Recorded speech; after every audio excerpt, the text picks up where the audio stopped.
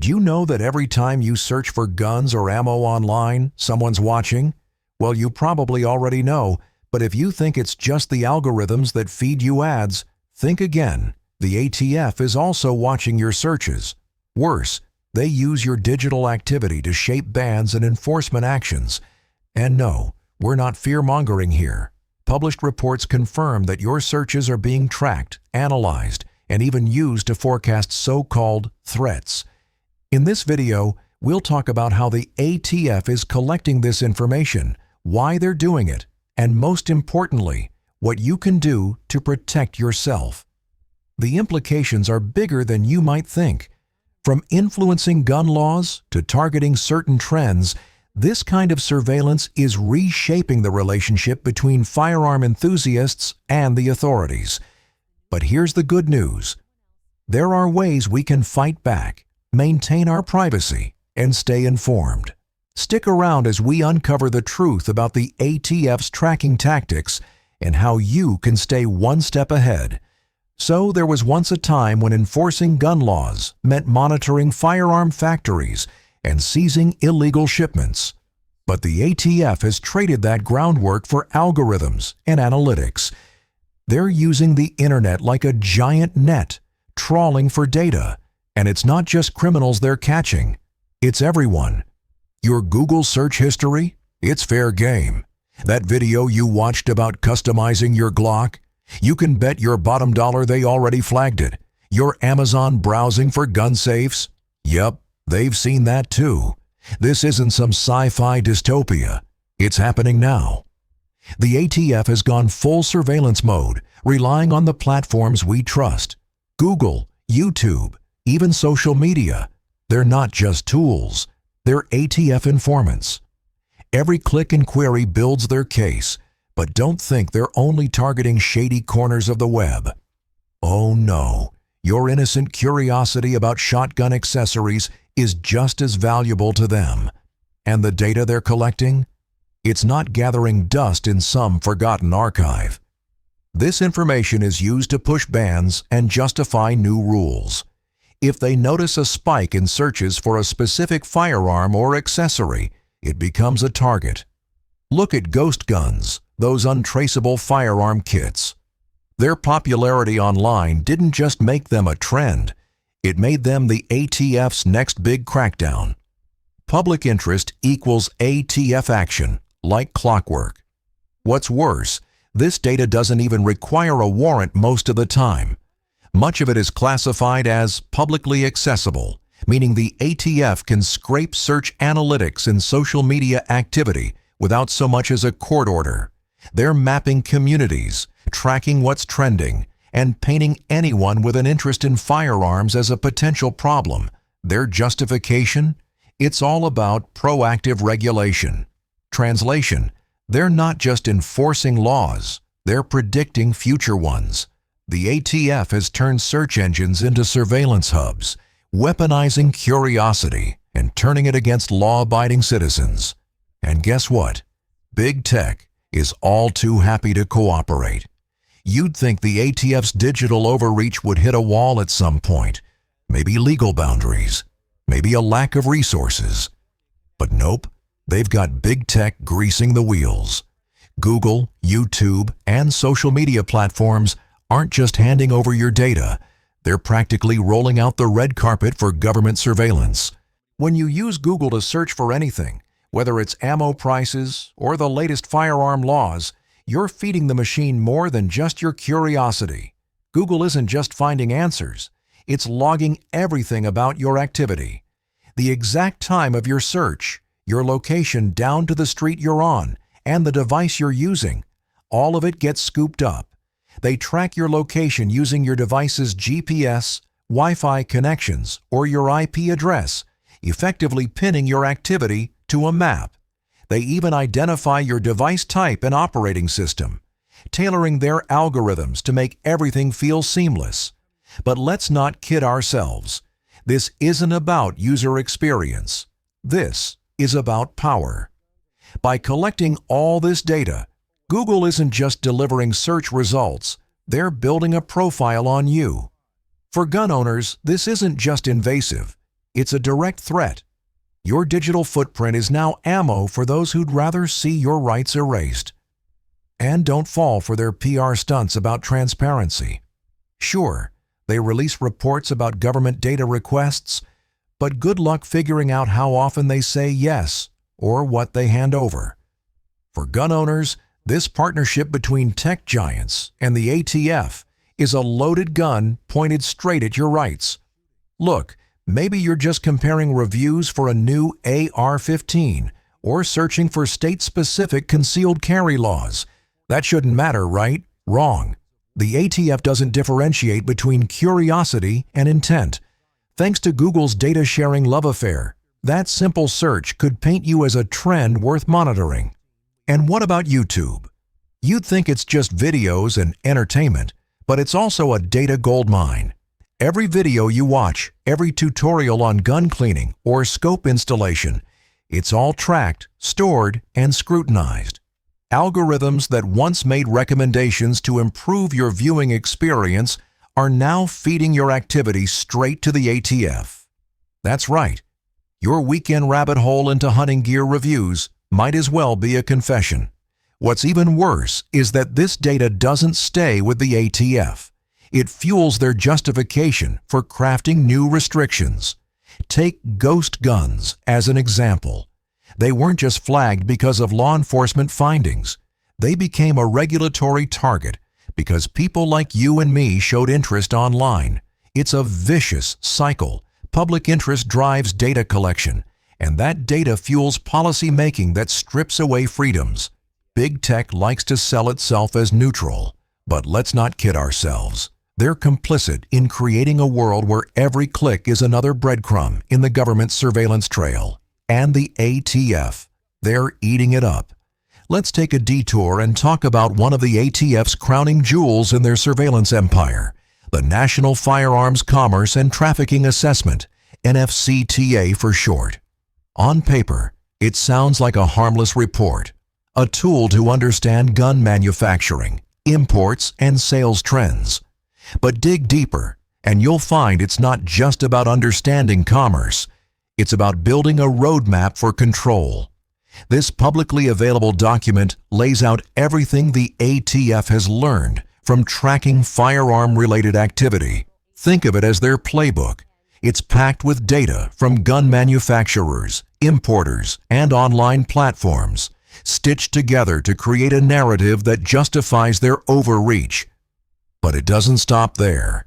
The NFCTA isn't just about documenting past trends. It's about predicting future ones, making it the perfect tool for preemptive regulation. Take ghost guns, for example. The NFCTA highlights how online searches and public interest spiked right before they became the ATF's top regulatory priority. Coincidence? Hardly. The ATF isn't just responding to illegal activity. They're shaping their enforcement strategies around what they think might happen. But here's the kicker. This report is available for anyone to read, which the ATF spins as transparency. In reality, it's a brag sheet, a way to flaunt their surveillance capabilities while claiming the moral high ground. They'll point to the NFCTA as proof that their efforts are necessary to prevent illegal trafficking. But don't be fooled. This isn't about stopping criminals. It's about using data to justify sweeping crackdowns on the law-abiding. What's even more insidious is how this report lumps legal gun owners into their broader narrative of threats. By focusing on trends rather than intent, the ATF effectively blurs the line between criminals and citizens exercising their constitutional rights. It's a slippery slope, and the NFCTA is their ticket to slide all the way down. If you think all this surveillance is just about catching bad guys, think again. The ATF has built a system where your online searches, purchases, and even interests are treated as precursors to criminal behavior. Every time you research a new firearm or check out ammo prices, you're feeding their predictive machine. They claim this helps them identify threats. But let's call it what it is: profiling. They're not just watching what you do. They're assuming what you might do. It's like being guilty of a crime you haven't even thought of committing. Worse, this kind of profiling has a chilling effect. People stop talking, stop searching, and stop sharing ideas out of fear that they'll be misunderstood, or worse, investigated. The ATF doesn't just monitor behavior, they modify it. The ATF's surveillance doesn't just invade your privacy, it changes how you act.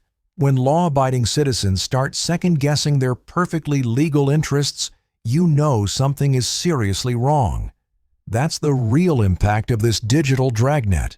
It's not just about monitoring behavior, it's about shaping it. Think about it. You're curious about the latest concealed carry holster, but instead of searching for reviews, you hesitate. Why? Because you know the ATF is watching. Or maybe you skip joining that online forum about AR-15 builds because you've heard stories of people getting flagged for simply engaging in firearm-related discussions. This is the chilling effect in action. Self-censorship born out of fear that your curiosity might be misinterpreted as criminal intent. And it doesn't stop with individuals. Entire communities are affected. Gun forums, YouTube channels, and social media groups that once thrived as hubs for sharing knowledge and passion are now seen as potential liabilities. When people stop participating out of fear, these communities shrink, and the flow of information dries up. And let's not forget the double standard here. The ATF isn't exactly consistent in its application of this surveillance. While they're scrutinizing your search for hunting rifles, actual criminals are buying guns off the black market with little more than a shrug from the same authorities. It's almost as if they'd rather target the easy-to-track law-abiding citizen than do the hard work of going after real criminals. Funny how that works, isn't it? Feeling outraged yet? Good. Because the ATF's surveillance might be invasive, but it's not unstoppable.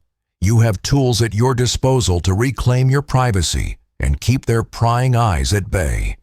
It all starts with understanding how to protect yourself in this digital battlefield. First, let's talk VPNs, virtual private networks.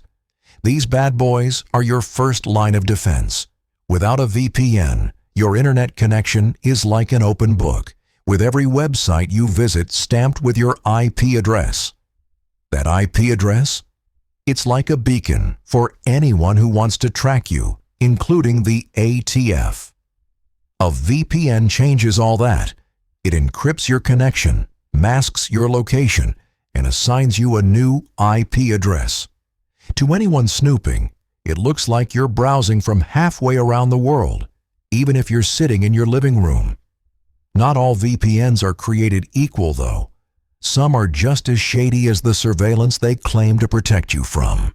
Stick with reputable providers like NordVPN, ExpressVPN, or Surfshark.